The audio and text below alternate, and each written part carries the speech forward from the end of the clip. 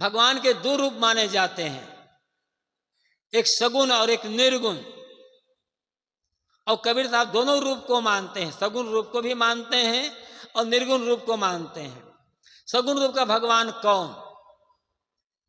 साहब ने बीजक में एक जगह कहा है, कर विचार विकार परिहरि तरन तारन सोए, कहीं कबीर भगवंत भजो नर द्वितीया और न कोय।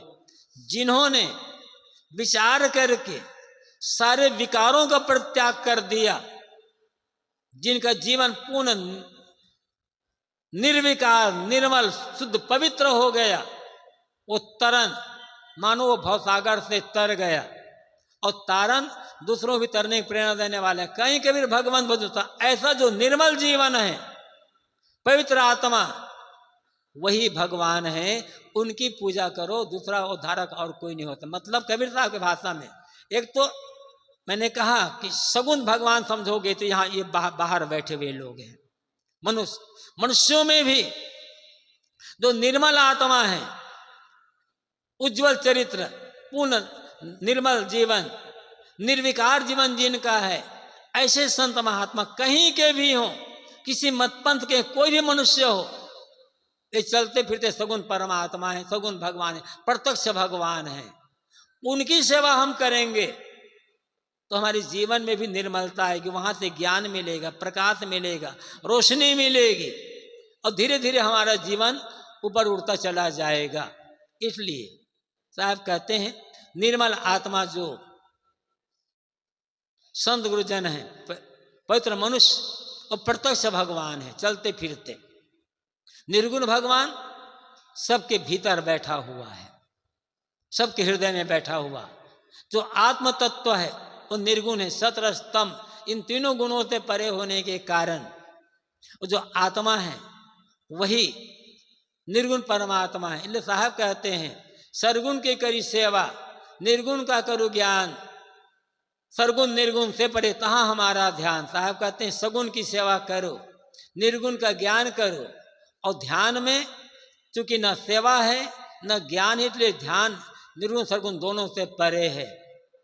साहब सगुण की सेवा करने को कहते हैं, और सेवा की आवश्यकता सदैव जानदार को होती, जीवित क्यों होती है। मुर्दे को, निर्जीव को सेवा की आवश्यकता नहीं होती,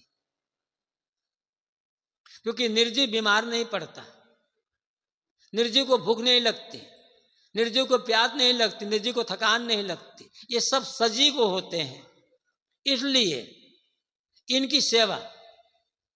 और जो निर्गुण है, सतरस्तम से परे आत्मतत्व तो जो सबके हृदय में बैठा हुआ है, उसका ज्ञान प्राप्त करो। और जब ध्यान में गए, मन पूरा शांत हो गया, तो न सेवा है न ज्ञान है, सगुण निर्गुण दोनों से परे हो गए।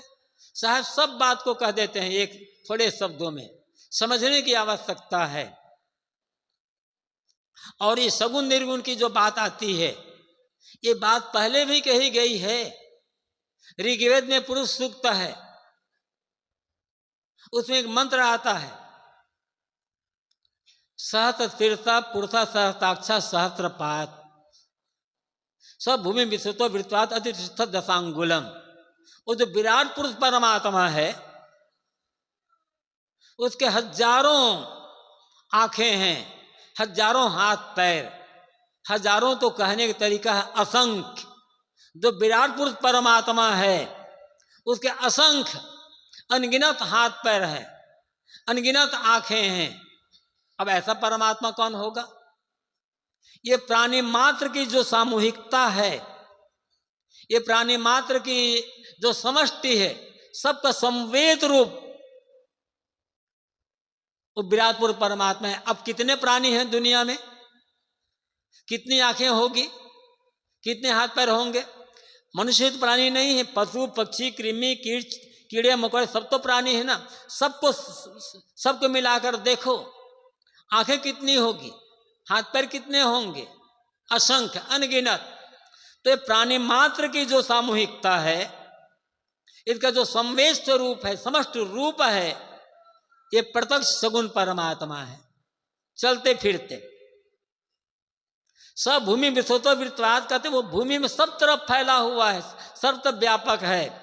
कहीं चले जाओ दुनिया में, आपको कोई ना कोई प्राणी मिल जाएगा। अरे मनुष्य नहीं मिलेगा तो कीड़े मकोड़े मिलेगा ना, मच्छर तो मिलेगा, कोई कीटाणु तो मिलेगा ना। तो दुनिया में हर तरफ कहीं चले जाओ तो सगुण परमात्मा मिलेगा किसी न किसी प्राणी के रूप में। लेकिन ऋषि कहते रहते हैं अति तिष्ठ दशांगुलम, सब तरफ व्याप्त तो है, किंतु सब तरफ व्याप्त होकर के 10 अंगुल ऊपर बैठा हुआ है। जब सब तरफ व्याप्त है तो 10 अंगुल ऊपर कहाँ बैठा हुआ है? सब तरफ व्याप्त है, ये सगुण का रूप हुआ। अब मैंने कहा कि जितने प्राणी मात्र हैं, कुछ भी हो, सबका संवेद रूप। अब 10 अंगुल ऊपर कहाँ बैठा है?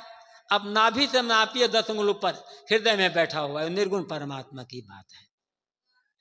और ये बात कबीर साहब कहते हैं। तो कबीर साहब का देवता ये प्रत्यक्ष चलते फिरते प्राणी, इसके लिए साहब ने कहा आंख न मूंदो, कान न रोंदो, काया कष्ट न धारो, खुले नैन हंसे पहचानो, सुंदर रूप निहारो।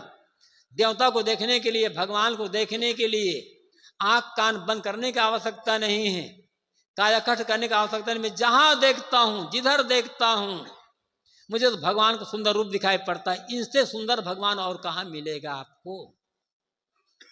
खोदते खोदते मर जाओगे, कहीं मिलेगा नहीं। जिन्हें मनुष्यों में, प्राणियों में भगवान नहीं दिखता है, उन्हें कहीं भगवान नहीं मिल सकता, याद रखना। भगवान मिलेगा किसी रूप में तो मनुष्य प्राणियों के रूप में ही मिलेगा, और अंत में स्थिति आत्मा में होगी। इसलिए निर्गुण परमात्मा है। तो दोनों को हम समझना होगा, सगुण रूप में मनुष्यों की सेवा और निर्गुण रूप में अपने आत्मा का ज्ञान, और ज्ञान प्राप्त कर मन को समेट कर उसमें स्थित हो जाना। ये कबीर साहब का संदेश है। हर संदेश हम जितना समझ सकेंगे उतना लोगों के साथ हमारा व्यवहार सुंदर, प्रेम में मधुमय हो जाएगा, और साथ साथ सबसे अनासक्त होकर के अपने आत्मा में स्थिति भी हो जाएगी। दोनों का काम बन जाएगा, स्वर्ग भी बन मिल जाएगा दुनिया में, और मोक्ष भी मिल जाएगा। हमारे गुरुदेव जी का सूत्र है, प्रेम में स्वर्ग फलता है और अनासक्ति में मोक्ष। प्रेम दूसरों के लिए किया जाता है और अनासक्ति सबसे निर्मोह अपने लिए हो जाता है। तो इसमें सगुण भी आ गया और निर्गुण भी आ गया। कबीर साहब की वाणी में संदेश देती है कि किसी प्रकार के भ्रम, अंधविश्वास में पड़ने की आवश्यकता नहीं है। भूत प्रेत कहीं होते नहीं, केवल भ्रम मात्र है, कल्पना मात्र है। जादू टोना शकुन अपशकुन, ग्रह लगन राहु, सब केवल कल्पना मात्र है। इस चक्कर में नहीं पड़ना है। किसी को हाथ मत दिखलाओ, हाथ से मेहनत करो।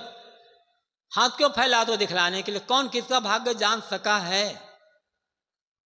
जैसा कहा जाता है, राम और सीता की शादी हुई, गुरु वशिष्ठ, विश्वामित्र और सतानंद।